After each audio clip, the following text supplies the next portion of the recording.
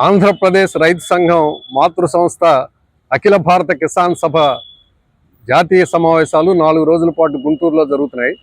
ఈ సమావేశాల్లో ఆక్వా రైతులు ఎదుర్కొంటున్నటువంటి సమస్యల మీద కూడా చర్చ జరుగుతుంది. రొయ్యలు చేపల ఉత్పత్తిలో దేశంలో ఆంధ్రప్రదేశ్ కూడా అగ్రస్థానంలో ఉంది. ఆంధ్రప్రదేశ్లో ప్రత్యేకంగా పశ్చిమ గోదావరి జిల్లాలు, తూర్పుగోదావరి జిల్లా, కృష్ణా, గుంటూరు జిల్లాల్లో కూడా ఉత్పత్తి ఎక్కువగా జరుగుతుంది. ఈ ఆక్వా రైతులు చాలా ఇబ్బందుల్ని ఎదుర్కొంటున్నారు. ప్రభుత్వాలు ఆక్వా రైతుల గురించి మాట్లాడటమే తప్ప పెద్దగా పట్టించుకోవట్లేదు. ఆక్వా రంగం ద్వారా వేల కోట్ల రూపాయల ఆదాయం కేంద్ర ప్రభుత్వానికి వస్తుంది. పన్నుల రూపంలో, మార్కెట్ సెస్ రూపంలో రాష్ట్ర ప్రభుత్వానికి వస్తుంది. విదేశీ మార్గద్రవ్య రూపంలో దేశం ప్రయోజనం పొందుతుంది. కానీ ఆక్వా రైతుల యొక్క సమస్యల్ని మాత్రం ప్రభుత్వాలు పట్టించుకోవట్లేదు. ఆక్వా రైతుల యొక్క సమస్యల్ని పట్టించుకుని పరిష్కరిస్తే ఆక్వా రంగానికి, ఆక్వా రైతులకి, రాష్ట్రానికి, దేశానికి కూడా ప్రయోజనం చేకూరుతుంది. ప్రధానంగా నాణ్యమైనటువంటి సీడ్ని, ఫీడ్ని రైతులకి అందించాలి.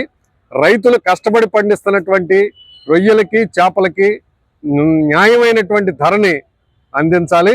ఆ ధర లేకపోవడంతో రైతులు తీవ్రంగా నష్టపోతున్నారు.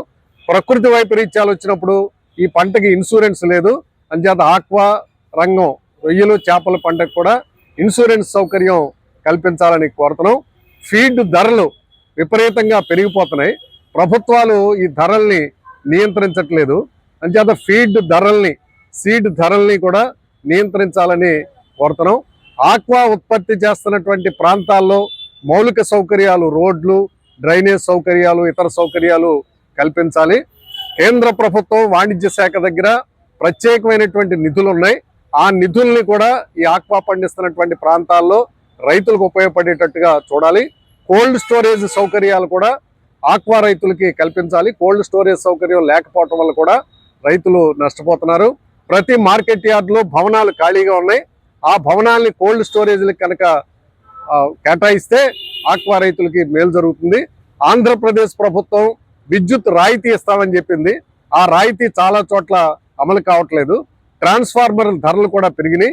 అంచేత విద్యుత్ రాయితీని అమలు చేసి ట్రాన్స్ఫార్మర్ల ధరలు కనుక తగ్గించి ఆక్వా రైతుల యొక్క సమస్యలను పట్టించుకుంటే ఆక్వా రైతులు మరింత ప్రోత్సాహంగా ఈ ఉత్పత్తులు చేస్తారు. అవి దేశానికి, రాష్ట్రానికి ఉపయోగపడతాయి.